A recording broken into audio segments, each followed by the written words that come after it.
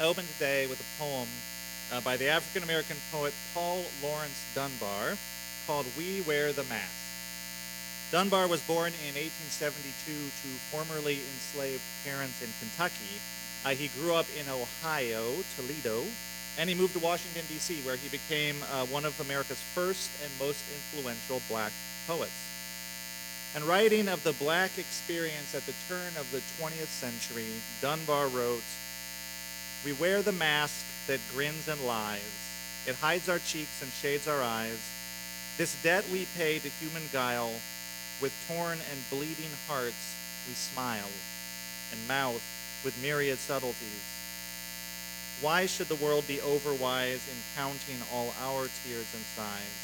Nay, let them only see us while we wear the mask." Theologian James Cone later recollected in his autobiography called Said I Wasn't Gonna Tell Nobody that he had memorized Paul Dunbar's poem as a child, for it so fit his reality growing up as an African American in the Jim Crow South. Of course, I had learned as a child to wear a mask, he said, a disguise that I had perfected. For a black person to let on about their inner world in Jim Crow South around white people, to let on about their suffering, their pain, their anger, even their strong opinions, was dangerous, physically dangerous. It could get you killed. It was no less unwise in the Midwest, where James Cone attended graduate school as a young man in Adrian, Michigan, a town with all of 50 black people, he estimated. He said, "I did not talk about race with my neighbors. I kept my cool. I had a wife and a 4-year-old son, and I didn't want to make our social life impossible." He kept his cool around his progressive colleagues at school, and he kept his cool at his liberal Methodist church. All the people there, he said, were eager to show him that they were nice white people with no prejudice, and he was equally desirous to show them that he was a good Christian African-American person with no resentment against white people. This was the late 60s. Thus, there was nowhere for that pain and anger to go but inside. James Baldwin, writing in the 50s and the 60s, said in the vernacular of that day, "To be a Negro in this country and to be relatively conscious is to be in a rage almost all of the time." In 1966, 67, 68, that rage began to break out in America and find expression in urban uprisings and in the Black Power movements. And it was against this backdrop that James Cone wrote his landmark work called Black Power and Black Theology, a work full of rage and righteousness in which he set aside forever any intention to be polite, and he began speaking his truth to power. Black Power and Black Theology is a foundational expression of what has become known as Black Liberation Theology. Now, it's a liberation theology, so the fundamental principle of any liberation theology, usually expressed in theistic language, is that God is not neutral in human history between the oppressors and the oppressed. God is on the side of the oppressed. What God wants is the liberation of oppressed people. What God wants you to do is liberate oppressed people. And we see God working in the world whenever we see the oppressed being freed from their oppression. So if you want to recast this in non-theistic language, drawing on Unitarian Universalist theology, we would say that love calls us to be in solidarity with the oppressed, and we know that we are creating the beloved community together and living into our principles when we are working to free oppressed people. That's the UU version of liberation theology. Now, James Cone, writing in 1968, identifies the oppressed in America specifically as black people. And writing as a Christian to Christians, he claims that the only work of the Christian church in America is to liberate black people. Full stop. That, he says, is the message of Jesus for our time. Whatever liberates black people is Christian. Whatever does not is not. And his audience was primarily black people. Writing in the midst of the uprisings in the cities and then writing after the assassination of Dr. King, Cone had largely at this time given up on white people. He did not believe that white people, by and large, would ever surrender their power and privilege and truly join alongside black people in the project of freedom. Later on, he softened his stance on that a little bit. He was a little more optimistic, but in 1968, not at all. And so his work is focused on helping black people free themselves. The Black Power and Black Theology is a work that nearly scorches the reader with its heat and light. It burns with righteous anger and holy conviction. And I think that everyone should read it, with the caveat that white people who read it should be prepared to deal with a level of anger that they rarely encounter, because Cone is writing with the mask off. He is not interested in being polite. What he is interested in is the liberation of his people. And by this, he means the liberation of the world. Because Cone reasoned that given the state of American society, given the relative position of black people in American society, given all of the institutional and cultural forces arrayed against black people, any movement, he said, that could free black people would necessarily free everybody else along the way. And I would tend to agree with that if by black people we mean all black people, including black women, black gay people, black trans people, black undocumented people, immigrants, people with disabilities, and so on. Black people in the fullness of their humanity. Anything that would free all black people would free everyone else along the way, is the argument.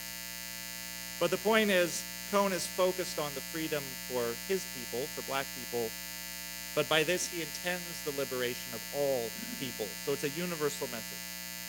And what I wanted to share with you today for this Labor Day weekend are some specific things that Cone has to say about the work of liberation that I think are valid and important for our time for us to think about as we think about the work that we are called to do as Unitarian Universalists. James Cone said three things about the work of liberation that I want to lift up.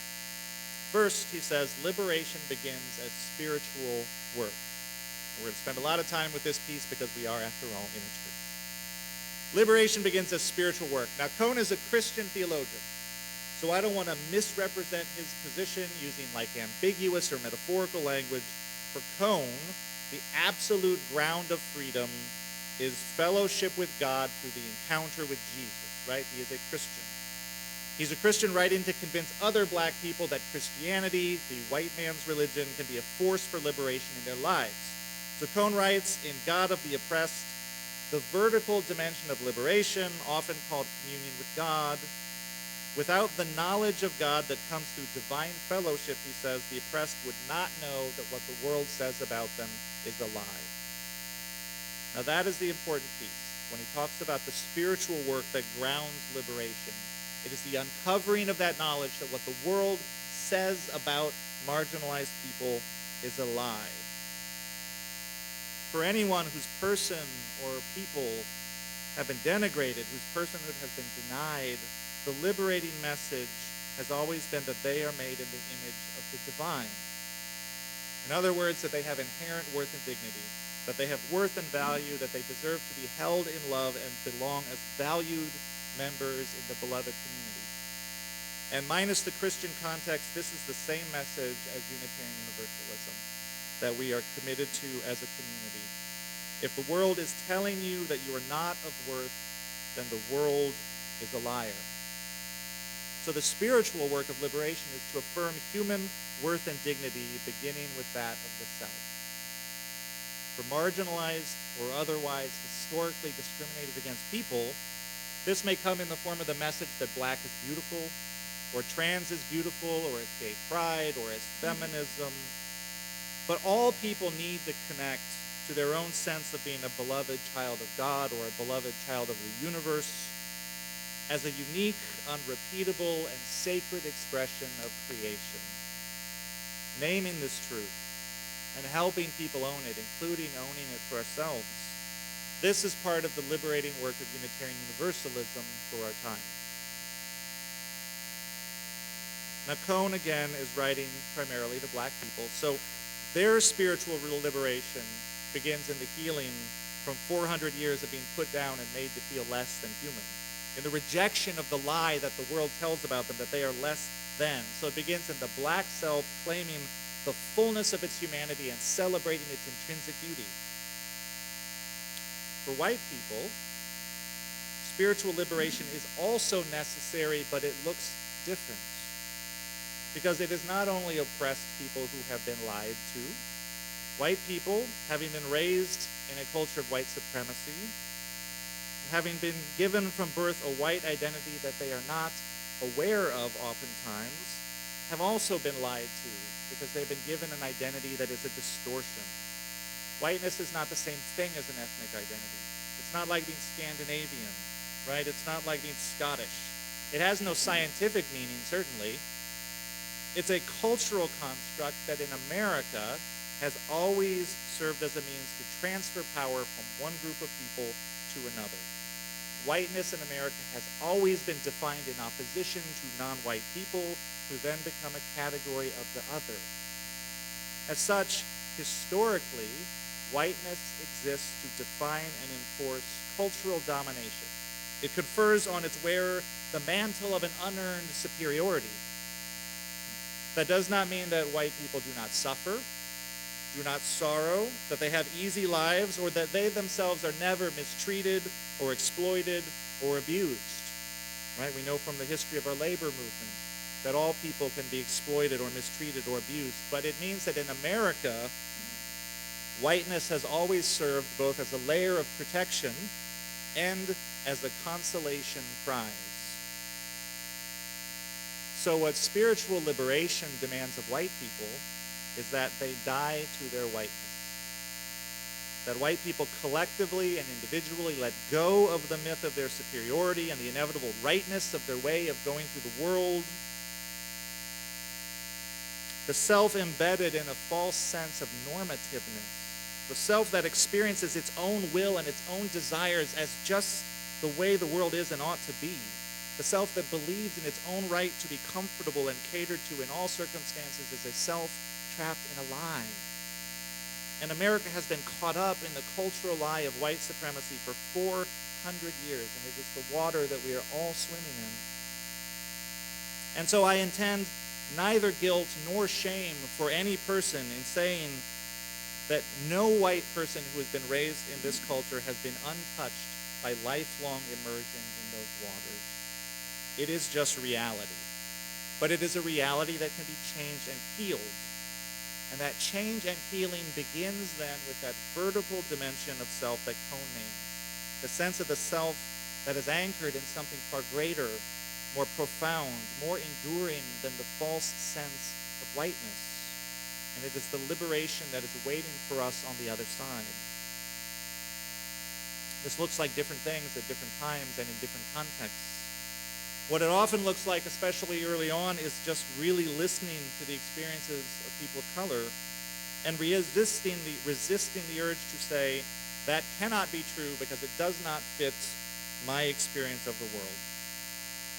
As in, I have never been personally followed in a store, so I am sure that that is not what that nice white store owner was doing to you. I've never had the police called on me just for entering a space, so I'm sure that cannot be what happened to your child. I cannot imagine a police officer just punching a teenager in the face for no reason on school property. I'll have to wait to see the video. Having seen the video, I'll have to wait for the official explanation. I'm sure there's something behind it. So it is receiving someone else's experience of the world as valid and important, and it is giving up the right to be comfortable for the sake of the inclusion of all. Now, the next thing that Cone says about liberation is that it is not something that we have, but it is something that we do. Liberation, Cone says in his work, God of the Oppressed, is not an object, but it is the project of freedom. Liberation is an ongoing project in history. We can get free internally, we can free ourselves spiritually as the first step, but then we have to engage with the world and do the messy and challenging and sometimes dangerous work of freeing ourselves and others in history. There's no liberation without transformation, says Cone, without the struggle for freedom in the world. The struggle for freedom, in this sense, is not a step towards liberation. It is liberation. It is the way in which we experience ourselves as free in a world in which so many are oppressed. Right? Dr. King said that solidarity begins from the understanding that I cannot be free until you are free. Unitarian Universalism posits that none of us can be free until we are all free together, but we can do the work of freedom at any time, Cone says, which is in itself liberation. So what this looks like is different in different times and places.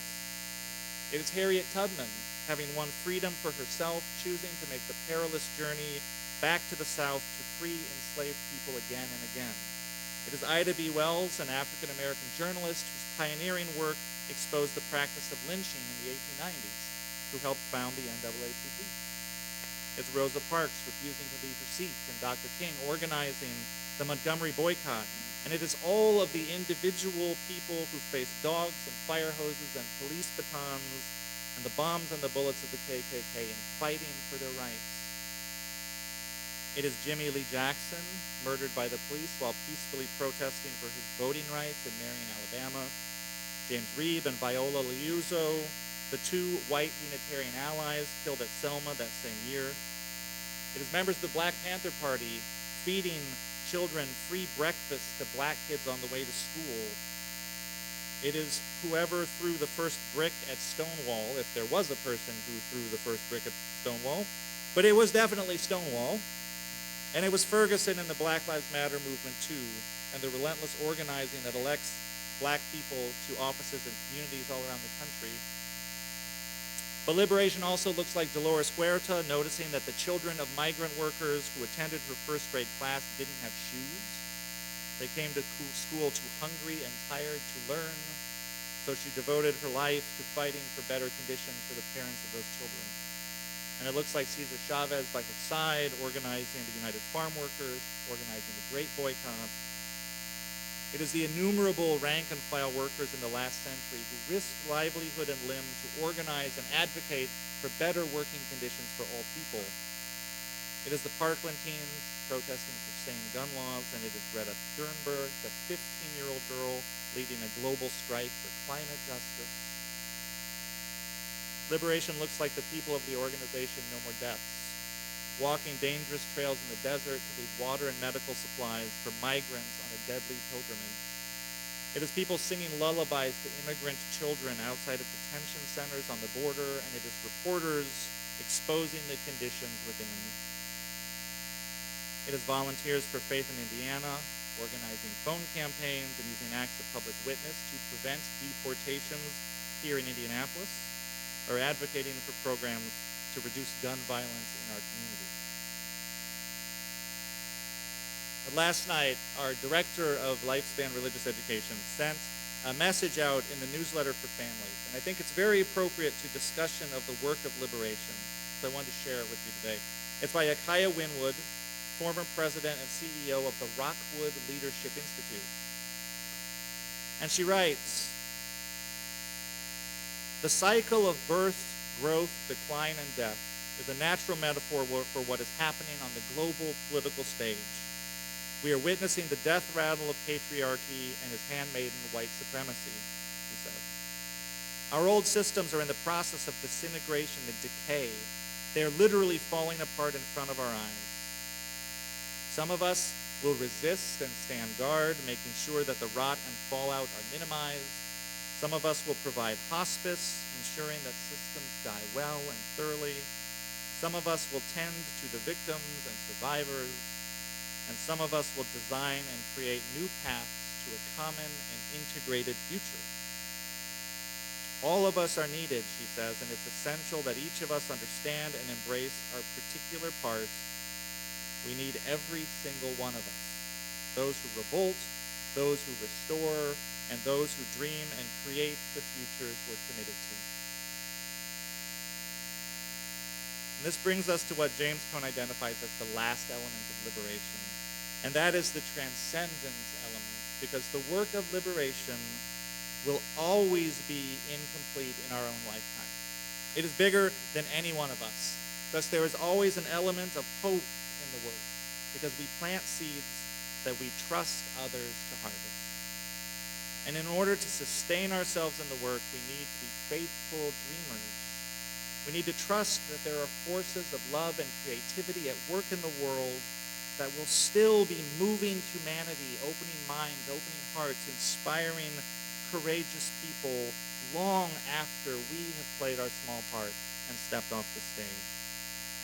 We need to believe, or at least act as though we believe, the words of the Unitarian minister Theodore Parker, popularized by Dr. King, who said, "The moral arc of the universe is long, but it bends towards justice." Dr. King knew that he would not live to enter the promised land, but he'd been to the mountaintop and he knew it was real and waiting for us. We need that same faith, that in the end, love will not fail, and that someday people will be free. And because the dream can seem so remote, and the task can feel overwhelming, I want to leave you with these words of Clarissa Pinkola Estes, who said, "Ours is not the task of fixing the entire world all at once, but of stretching out to mend the part of the world that is within our reach. Any small, calm thing that one soul can do to help another soul, to assist some portion of this poor, suffering world will help immensely." So on this Labor Day weekend, a weekend celebrating human creativity, power, and purpose, may we each do the work that is ours to do, grounded in our sense of our own worth and dignity, trusting that love will always be at work in the world, and rejoicing that we do not do this work alone. Blessed be. Amen.